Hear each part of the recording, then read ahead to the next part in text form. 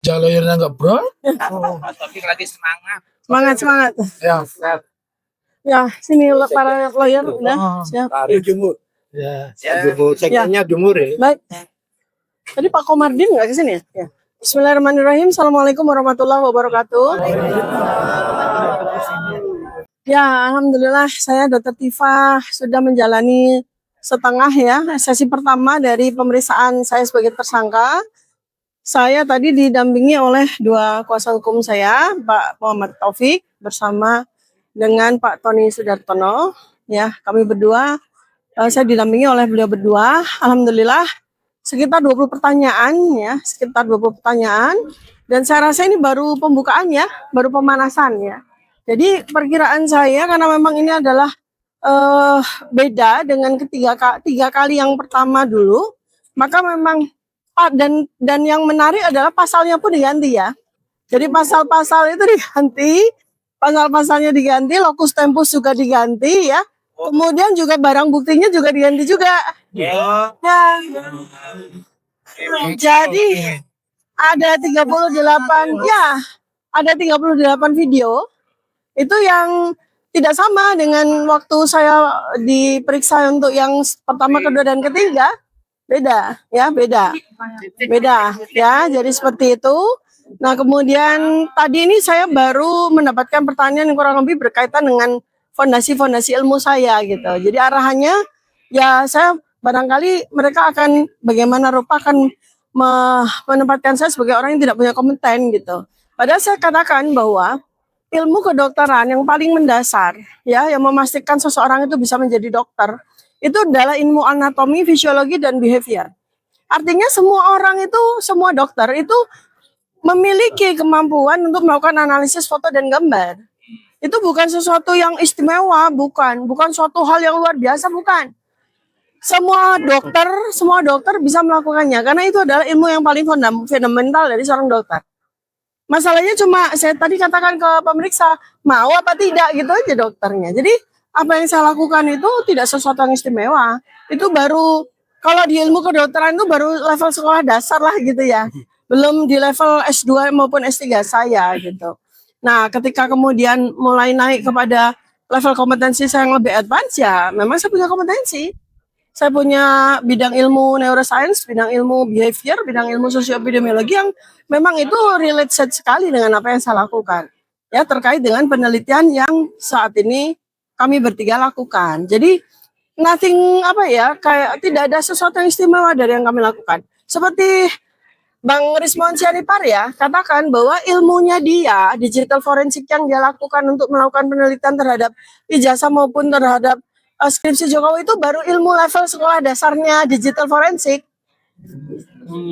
Belum sesuai dengan ilmunya, puncaknya ilmunya dia gitu. Jadi ini sebetulnya adalah sesuatu yang biasa-biasa saja bagi kami. Ya, jadi bukan sesuatu yang istimewa gitu. Masalahnya kok kenapa cuma 3 orang ya? 3 orang aja yang berani gitu. Ya, artinya para dokter pun harusnya bisa melakukan analisis seperti yang saya lakukan. Para ahli digital forensik pun juga bisa melakukan yang seperti yang Rismon lakukan. Bahkan dia bilang bahwa apa yang kemudian dia tulis dalam buku ini ya, penelitian tentang ijazah ini dia ajarkan di semester 3 sampai semester 5 di S1 untuk teknik informatika, teknik elektro untuk digital forensik gitu loh. Jadi ini sebetulnya bukan suatu bidang keahlian yang advance, itu enggak, biasa aja. Jadi itu mereka harus tahu ya, polisi juga harus tahu bahwa yang kami lakukan itu bukan sesuatu yang luar biasa. Biasa saja dan bisa dilakukan oleh siapapun yang punya, dalam hal saya sebagai dokter gitu ya, biasa saja. Nah, itu dia. Jadi sebenarnya yang dibutuhkan itu adalah keberanian dari banyak dokter. Keberanian atau nyali dari banyak ahli digital forensik. Dari para peneliti. Dari para akademisi ya, yang punya ilmu yang super advance gitu. Jadi kalau seandainya semua orang yang punya kompetensi seperti saya, punya kompetensi seperti Mas Roy Suryo dan Rismon Sianipar, itu selesai ini urusannya. Ya. Nah ini yang paling lucu kan dibawa kepada ranah hukum. Nah ini kan lucu ya. Jadi ini kan orang yang melakukan kriminalisasi terhadap kami itu nggak bisa membedakan mana sebuah pekerjaan ilmiah yang sedang dilakukan oleh para peneliti dan mana sebuah apa namanya yang bagi dia adalah pencemaran nama baik gitu. Nah, kemudian ya yang paling menarik lagi dari pemeriksaan sesi 1 tadi kan sebagaimana hak saya ini sebagai tersangka ya. Tentunya ini adalah level atau saat di mana saya boleh dong untuk melihat laporan polisi yang dilakukan oleh Joko Widodo, Lecumanan, Andi Kurniawan, Maret apa itu tadi ya para pelapor, para termul itu kan sudah waktunya orang sekarang saya tersangka kan. Tapi ternyata oleh satu dan lain alasan pemeriksa nggak mau menunjukkan laporan itu. Karena iya, kan laporan itu hasil transparan dong. Ada laporan nomor berapa loh. Saya sebagai tersangka saya mesti lihat dong laporannya apa, konteksnya apa, bukan cuma nomor laporan begini kan gitu ya. Ya jadi itulah yang membuat memang betul-betul reformasi kepolisian itu diperlukan untuk membuat kepolisian menjadi jauh lebih profesional. Maka saya sangat berharap ya dengan duetnya Profesor Jimli Asidiki dan Profesor Mahfud MD itu bisa mendobrak hal-hal seperti ini. Karena memalukan loh. Karena memalukan. Masa polisi nggak tahu kalau apa yang kami lakukan itu baru di level dasar dari sebuah ilmu ya, ilmu kedokteran paling dasar, anatomi fisiologi, ilmu digital forensik juga yang semester 3 sampai 5. Jadi bukan sesuatu yang sangat-sangat istimewa apa yang kami lakukan. Dibutuhkan nyali, keberanian dari seluruh rakyat Indonesia.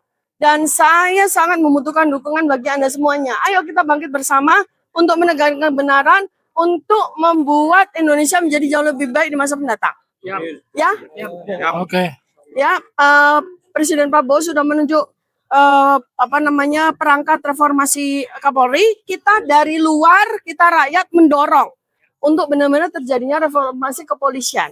Ya, terima kasih. Assalamualaikum warahmatullahi wabarakatuh. Enggak, ada satu yang menarik dari 20 pertanyaan itu 2 baru mengarah ke tentang perkara ini, tapi menariknya di sini ya. Itu sepertinya ada dari IPB itu yang mendukung Anda itu di belakang itu kayaknya. Tapi no problem lah. Saya ingin sampaikan yang menariknya apa, ada 2 pertanyaan. Yang dari pertama saya mengatakan teori penghinaan itu mereka udah harus saling kenal. Nah kebetulan Bu Tifa ini tidak kenal, dengan pelapornya tidak kenal, dengan Pak Jokowi tidak kenal. Kita semua tahu Pak Jokowi betul ya. Kita semua tahu, tapi belum tentu kenal. Karena delik penghinaan itu orang harus mengarahkan kepada siapa penghinaan. Jadi itu menariknya pertanyaan, dan insya Allah kalau diarahkan ke sana ya mudah-mudahan dari awal kita memiliki keyakinan lolos. Karena apa? Karena delik penghinaan itu berangkatnya harus orang saling mengenal, dia berkeinginan menghina dan kepada siapa hinaan itu ditujukan. Apalagi kalau seorang peneliti tidak bisa dianggap menghina. Karena kebetulan kita juga memiliki undang-undang keterbukaan informasi publik. Di pasal 4 itu di ayat D diperbolehkan ketika sudah menjadi rahasia publik itu dikutip itu boleh ya. Kira-kira itu dulu karena kami janjinya tadi pukul 12 sampai 13.